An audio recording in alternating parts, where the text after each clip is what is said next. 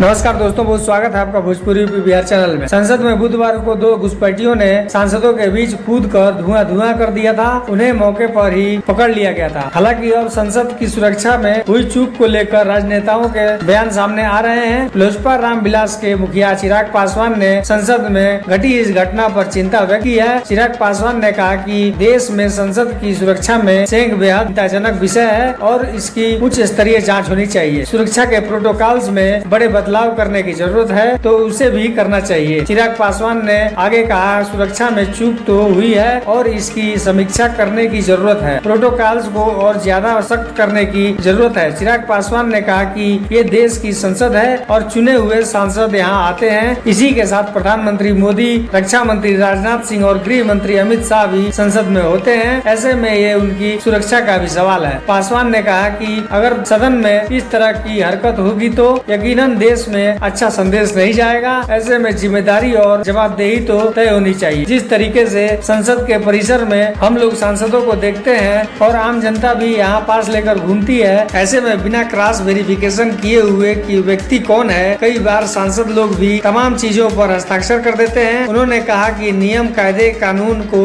और सख्त करने की जरूरत है। बिना पहचान के किसी भी सदन में जाने की अनुमति नहीं होनी चाहिए। दर्शक दीर्घा और सांसदों के बीच कितनी दूरी है, वो लड़का कितनी सहजता से बीच में कूद गया। यह दर्शाता है कि आज ये घटना घटी है और कल को कोई और बहुत बड़ी घटना भी घट सकती है। ऐसे में सरकार को नियमों को और सख्त करने की जरूरत है। दोस्तों, वीडियो को लाइक करें, चैनल पर नए हैं तो सब्सक्राइब जरूर करें और अपनी राय कमेंट बॉक्स में जरूर दें।